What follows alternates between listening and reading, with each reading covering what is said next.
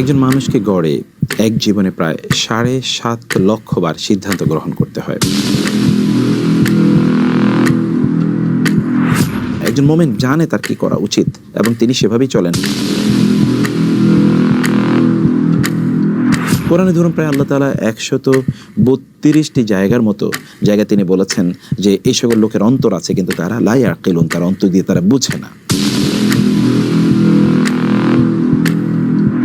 সিদ্ধান্ত গ্রহণের ক্ষেত্রে যদি আপনি কখনো ভুল করে থাকেন তাহলে আপনি ব্যর্থ হবেন, পরবর্তীতে আপনি ফ্রাস্ট্রেটেড হবেন। আপনি যে উদ্দেশ্যে সিদ্ধান্ত গ্রহণ করেছেন সেটি কখনো সফল হবে না। আবার অনেকে সিদ্ধান্তই গ্রহণ করতে জানে না, সিদ্ধান্ত যে গ্রহণ করতে হয় সেটি তারা বুঝে না। আসসালামু আলাইকুম রহমতুল্লাহি ওয়া বারাকাতুহু। আলহামদুলিল্লাহ ওয়াসসালাতু ওয়াসসালামু আলা রাসূলিল্লাহ ওয়া বা'দ। সিদ্ধান্ত গ্রহণ, ডিসিশন মেকিং, একজন মানুষকে গড়ে এক জীবনে প্রায় ৭.৫ লক্ষ বার সিদ্ধান্ত গ্রহণ করতে হয়। সিদ্ধান্ত অত্যন্ত গুরুত্বপূর্ণ একটি জিনিস। যেমন ধরুন আপনি একজন যুবক বা যুবতী, আপনি বিয়ে করতে চাচ্ছেন, আপনি যাকে বিয়ে করার জন্য প্রপোজ করছেন বা প্রপোজাল এসেছে সেই বিয়েটি কি আপনার জন্য কল্যাণকর? অথবা ধরুন আপনি কোনো একটি স্কুল, কলেজ, ইউনিভার্সিটিতে বা মাদ্রাসায় ভর্তি হবেন, যেখানে ভর্তি হতে যাচ্ছেন সেটি কি আপনার জন্য কল্যাণকর হবে কিনা? কোনো একটি জায়গায় আপনি বাসা কিনবেন অথবা আপনি সে এলাকায় বাসা নিতে যাচ্ছেন, সেটি আপনার জন্য কতটুকু কল্যাণকর হবে? আপনি ব্যবসা শুরু করতে চাচ্ছেন, এই ব্যবসাটি কি আপনার জন্য কল্যাণকর হবে? আবার আপনি কোনো একটি জবে যেতে চাচ্ছেন, সেই জবটি আপনার জন্য কল্যাণকর হবে কিনা? অথবা দুটো জবের অফার এসেছে, আপনি কোনটি গ্রহণ করবেন? এটি আপনার জন্য কল্যাণকর নাকি ওটি আপনার জন্য কল্যাণকর? কখনো কখনো এমনও হতে পারে যে আপনি জীবনে সবচেয়ে গুরুত্বপূর্ণ সিদ্ধান্তটি আপনি নিতে যাচ্ছেন কিন্তু আপনি বুঝতে পারছেন না কিভাবে সিদ্ধান্ত গ্রহণ করা দরকার। কারণ সিদ্ধান্তের উপর নির্ভর করে পরবর্তী ফলাফল। ইংরেজিতে বলা হয় ওয়েল বিগান ইজ হাফ ডান, মানে যদি আপনি সুন্দর করে কাজটি শুরু করতে পারেন তাহলে প্রায় অর্ধেক করা হয়ে যাবে। বহু লোক আছে তারা জীবনে তারা সিদ্ধান্ত নিতে পারে না, কিভাবে সিদ্ধান্ত নেবে তা তারা জানে না, অথবা ভুল সিদ্ধান্ত নিয়েছে। আর ভুল সিদ্ধান্ত নিলে পরবর্তীতে কী হবে জানেন? তা হলো আপনি যেই উদ্দেশ্যে সিদ্ধান্তটি গ্রহণ করেছেন সেই উদ্দেশ্যটি সফল হবে না অথবা সুন্দরভাবে সম্পাদন করতে পারবেন না। ফলে আপনার মধ্যে এক ধরনের হতাশা তৈরি হবে। হতাশার কারণে শয়তান এসে হয়তোবা আপনাকে ডিস্টার্ব করবে, ভিন্ন দিকে আপনাকে নিয়ে যাবে এবং আপনি জীবনের ক্ষেত্রে খুব প্রাণোচ্ছল থাকবেন না, আপনার কাজগুলো আপনি সুন্দর করে সম্পাদন করতে পারবেন না। ইত্যাদি অনেক বিষয় আছে। রাসূলুল্লাহ সাল্লাল্লাহু আলাইহি ওয়াসাল্লাম তিনি কেন এত সফল? কারণ তার প্রত্যেকটি সিদ্ধান্ত একটি সিস্টেমেটিক উপায় হয়েছে এবং তার উপর ভিত্তি করে কিন্তু একটি সুন্নাহ পদ্ধতি তৈরি হয়েছে আমরা কিভাবে সিদ্ধান্ত গ্রহণ করব। আল্লাহ তাআলাও কিন্তু সিদ্ধান্ত গ্রহণ করেন। ওয়া কাদা রাব্বুকা আল্লা তা'বুদু ইল্লা ইয়্যাহু ফাইযা কাদা আমরান ফাইন্নামা ইয়াকুলু লাহু কুন ফায়াকুন। যখন তিনি কোনো কাজের সিদ্ধান্ত নেন তখন তিনি বলেন কুন, হয়ে যাও, ফায়াকুন, অতঃপর তা হয়ে যায়। ফাআলু লিমা ইউরিদ, তিনি যে সিদ্ধান্ত নেন তা তিনি করেন। এরকম কোরআনে অসংখ্য জায়গা আছে আল্লাহ তাআলা তিনি সিদ্ধান্ত গ্রহণ করেন। সাহাবায়ে কেরামরা তারা সিদ্ধান্ত গ্রহণ করেছেন রাসূলুল্লাহ সাল্লাল্লাহু আলাইহি ওয়াসাল্লামের দেখানো পদ্ধতিতে, এই জন্য তারা সফল এবং পৃথিবীর সবচেয়ে সফল মানুষ হলেন তারা। আমাদের সালফে সালিহিন তারাও সিদ্ধান্ত গ্রহণ করেছেন। আমরা অনেকে হয় সিদ্ধান্ত নেই না, অথবা আমরা ভুল সিদ্ধান্ত নেই, অথবা আমাদের সিদ্ধান্তগুলো দূরদর্শিতার উপর ভিত্তি করে তৈরি হয় না। সিদ্ধান্ত গ্রহণ করতে হবে, কিন্তু এর মানে এটা নয় যে আপনি একেবারে ছোটোখাটো বিষয়ে আপনাকে সিদ্ধান্ত নেবেন, এরকম বিষয়টি কিন্তু এরকম নয় যে একেবারে সামান্য কিছু, যেমন ধরুন আপনি এখনই খাবেন কিনা এ ব্যাপারে আপনি একটা সিদ্ধান্ত নেওয়ার জন্য গবেষণা করছেন, ব্যাপারটা এরকম না। আপনি এখনই জামা পরবেন, এখনই গোসল করবেন কিনা এই ব্যাপারে সিদ্ধান্ত নেবেন, ব্যাপারটি এরকম নয়। আবার যেটি আপনার জন্য অব্লিগেটরি, বাধ্যতামূলক, যেমন আপনাকে এখন সালাত আদায় করতেই হবে, তার জন্য আপনি একেবারে সিদ্ধান্ত নেবেন, মানে গবেষণা করবেন সিদ্ধান্ত নেওয়ার জন্য, ব্যাপারটি কিন্তু এরকম নয়। তবে ভালো কাজ করার জন্যে সিদ্ধান্তের যদি একটি রূপ থাকে যে আমরা এই কাজটি করার জন্য নিয়ত করলাম, নিয়ত মানে হচ্ছে আল্লাহ সন্তুষ্টির জন্য আমরা এই কাজটি করব, অথবা দুনিয়ার কোনো কাজ যদি হয় তাহলে সর্বোত্তমভাবে আমরা কাজটি সম্পাদন করব, তাহলে তার জন্য এক ধরনের সিদ্ধান্ত, মানে হচ্ছে আমি খুবই ভালোভাবে কাজটি করবো, এরকম একটি সিদ্ধান্তের প্রয়োজন হয়। এই জন্য কিন্তু ইবাদতের জন্য নিয়ত করা লাগে। আপনি জানেন হজের জন্য নিয়ত করতে হয়, জাকাতের জন্য নিয়ত করতে হয়, সালাতের জন্য নিয়ত করতে হয়, আপনি কোরআন তেলাওয়াতের জন্য নিয়ত করবেন যে আল্লাহ আমি তোমার সন্তুষ্টির জন্য এই তেলাওয়াত করছি, এইটি তো আমাদেরকে করতে হয়। ইন্নামাল আমালু বিন্নিয়াত, নিয়তটা কিন্তু এক ধরনের সিদ্ধান্ত। তো আমরা যেটি বলছিলাম যে আমাদের দৈনন্দিন কার্যকলাপে আমরা যে সিদ্ধান্ত গ্রহণ করি, এই সিদ্ধান্তের ক্ষেত্রে আমাদের কি করণীয়? আমরা 5টি প্রসেসের কথা আপনাদেরকে বলবো, যে প্রসেসগুলো আমাদের সকলে মেনটেন করা দরকার। প্রথম যে বিষয়টি তা হচ্ছে আমাদের ব্যক্তিগতভাবে একটু গবেষণা করা দরকার যে আমি যে সিদ্ধান্তটি নিতে যাচ্ছি বা যে কাজটি করার জন্য আমি সিদ্ধান্ত গ্রহণ করব, এই কাজটির ব্যাপারে যথাযথ উপাত্ত গ্রহণ করা দরকার। যেমন ধরুন কোথাও আপনি বিয়ে করবেন, তো বিয়ে করার ব্যাপারে তো আপনাকে সিদ্ধান্ত নিতে হবে এবং এটা প্রচণ্ড গুরুত্বপূর্ণ একটি সিদ্ধান্ত জীবনের ক্ষেত্রে। সেক্ষেত্রে আপনি যার পক্ষ থেকে প্রপোজাল পেয়েছেন বিবাহর, অথবা আপনার পরিবার কোথাও প্রপোজাল দিয়েছে বিবাহের, সেই জায়গায় ওই পরিবার সংক্রান্ত যত তথ্য আছে এই তথ্যগুলো জানার চেষ্টা করবেন। সাহাবায়ে কেরাম তা কিন্তু করতেন। কখনো এরকম হয়েছে যে একজন সাহাবী তিনি বিয়ে করতে চেয়েছেন কোনো একজন নারীকে, তিনি লুকিয়ে ওই মহিলাকে তিনি দেখেছেন। অতএব এই সিদ্ধান্ত গ্রহণের জন্য এগুলো খুবই গুরুত্বপূর্ণ। ওই পরিবারটি কেমন, ওই পরিবারের মানে যে মেয়েটি বা ছেলেটিকে আপনি বিয়ে করতে চাচ্ছেন তার মা কেমন, তার বাবার ব্যবহার কেমন, তার খালা অথবা তার ফুফুরা কেমন, তার চাচা বা মামারা কেমন, তাদের পড়াশোনার ব্যাকগ্রাউন্ড কেমন, কোনোভাবে এটা জানতে হয়। এবং আল মুস্তাশারু মুতামানুন, মানে আপনি মানুষের কাছে যাবেন, তাদের কাছ থেকে জানার চেষ্টা করবেন।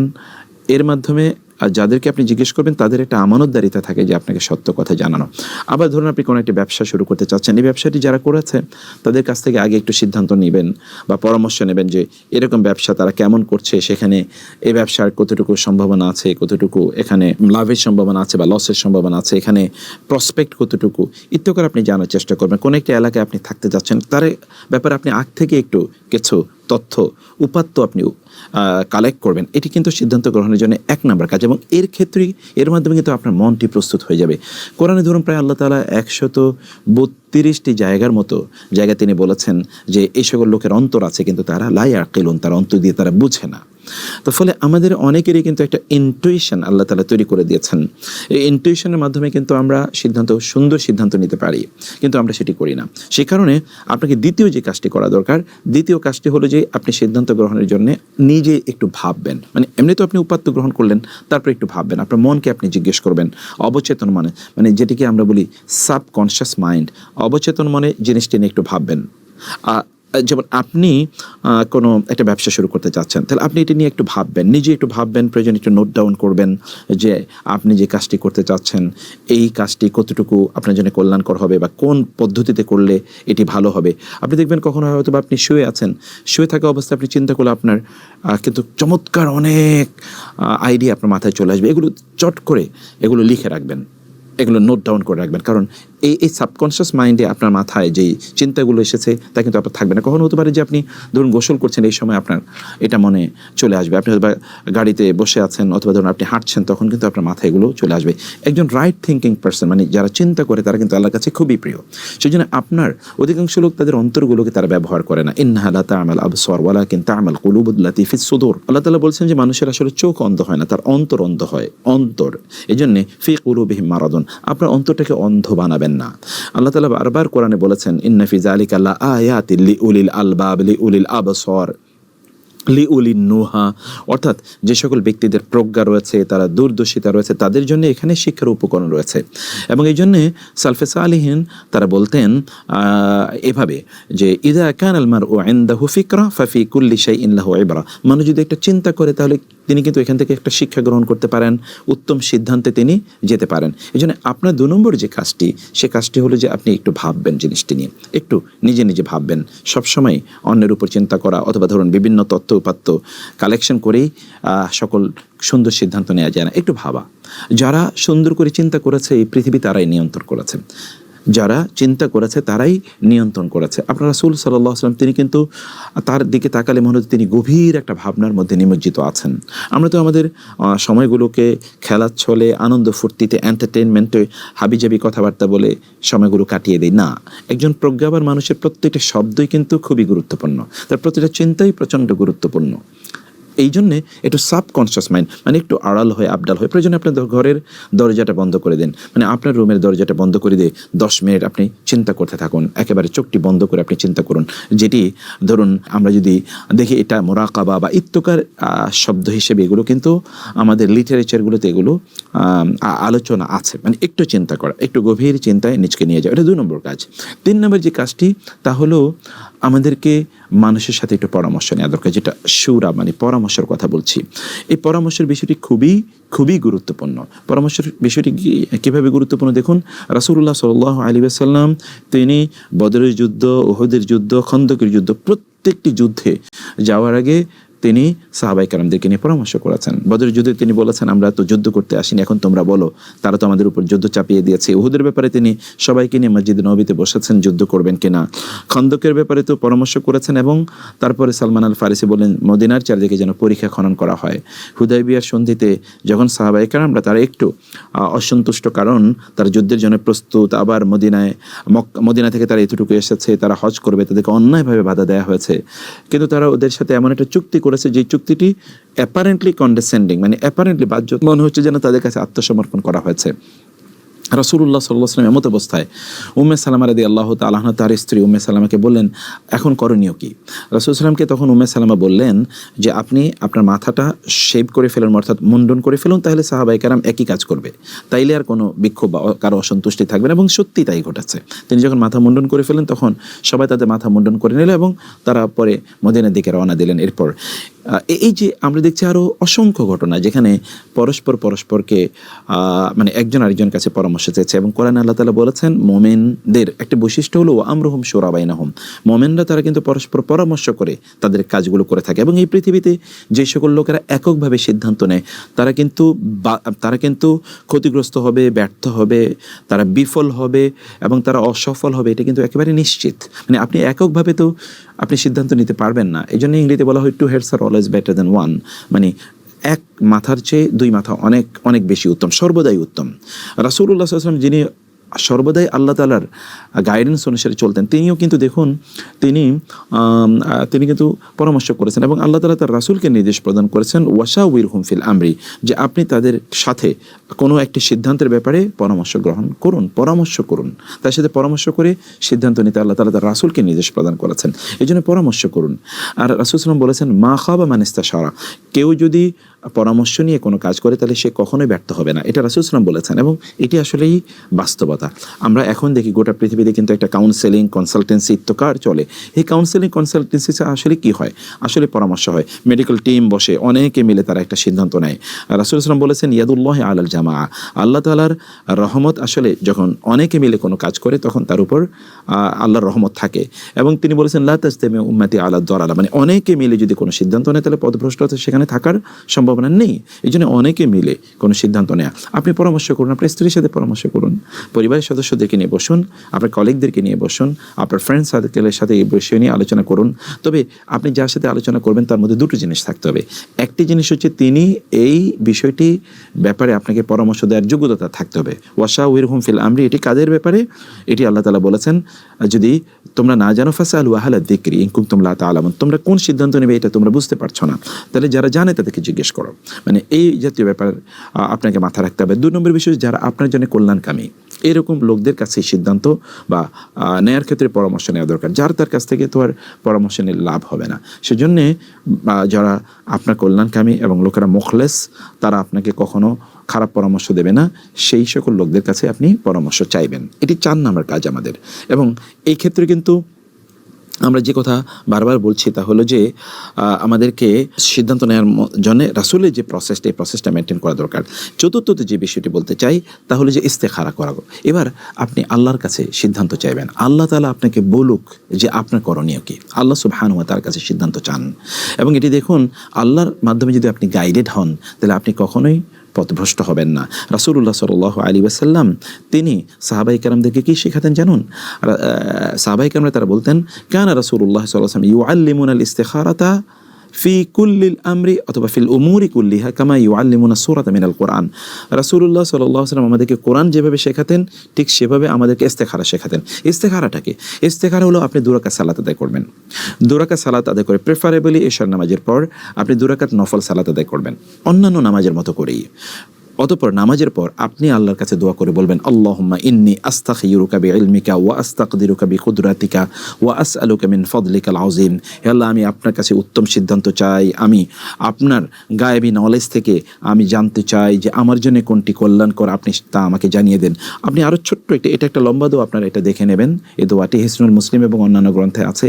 অথবা আপনি বলতে পারেন আল্লাহুম্মা খিরলি ওয়াখতার লি, হে আল্লাহ আপনি আমাকে উত্তম সিদ্ধান্ত নেওয়ার তৌফিক দিন এবং আপনি আমার পক্ষে সিদ্ধান্তটি গ্রহণ করুন। সুবহানাল্লাহ, আপনি আল্লাহকে বলছেন আপনার পক্ষে আল্লাহ তাআলা সিদ্ধান্ত গ্রহণ করার জন্য। তাহলে কেমন হতে পারে? যেমনিভাবে আল্লাহ সুবহানাহু ওয়া তাআলা সিদ্ধান্ত গ্রহণ করেছেন কার ব্যাপারে? মুসা আলাইহিস সালামের ব্যাপারে। তিনি কিন্তু সমুদ্র পার হবেন, তিনি বলেছেন আল্লাহ কি করব? আল্লাহ তাআলা বলেছেন ঠিক আছে তোমার লাঠি দিয়ে আঘাত করো, সমুদ্র কিন্তু সেখানে 12টি রাস্তা তৈরি হয়ে যায়, অথবা সেখানে রাস্তা তৈরি হয়ে যায়। আবার ইব্রাহিম আলাইহিস সালামকে নিক্ষেপ করা হলো অগ্নিকুণ্ডে, তিনি আল্লাহ তাআলা তাকে বাঁচালেন। ইউসুফ আলাইহিস সালামকে কূপে নিক্ষেপ করলো হত্যা করার জন্য, আল্লাহ তাআলা তাকে বাঁচালেন।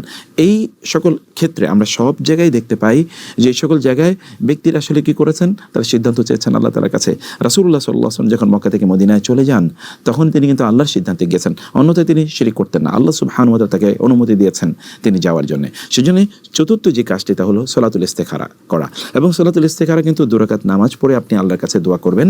আল্লাহ আপনাকে কি করবেন, আপনার অন্তরে তখন এরকম একটা অনুভূতি তৈরি হয়ে যাবে যে এই কাজটি আপনার করা দরকার, অথবা কেউ একজন এসে আপনাকে বলবে না তুমি এই কাজটি করো, অথবা ধরুন আপনি হয়তোবা আপনার স্বপ্নেই দেখতে পাবেন যে কেউ আপনাকে নির্দেশ প্রদান করছে কাজটি করার জন্য, বা আপনি নিজে কাজটি করছেন এটি আপনি স্বপ্নে দেখতে পাবেন। ইত্যাদি বিভিন্ন সিমটমে আপনি বুঝতে পারবেন যে কাজটি আপনার জন্য কল্যাণকর।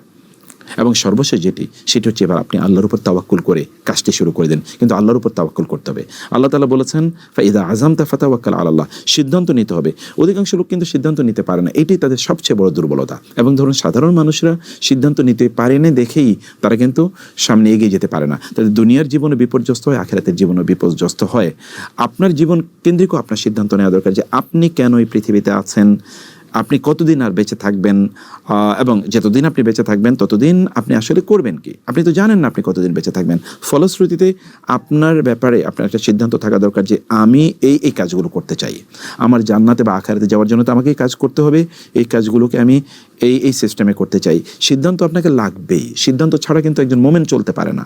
এই জন্যে রাসূলুল্লাহ সাল্লাল্লাহু আলাইহি ওয়াসাল্লাম বলেছেন দামা ইউরিবুকা ইলা মা লা ইউরিবুক, তোমার সন্দেহ অন্তরে না রেখে তুমি কোনটা করবে কোনটা করবে না এরকম আনডিসাইডেড না থেকে তুমি একটা ডিসাইসিভ পজিশনে থাকো, একটা ইয়াকিনের অবস্থায় থাকো, তুমি নিশ্চিত থাকো যে তুমি কি করছো কি করছো না, তোমার কাছে একেবারে স্পষ্ট থাকো।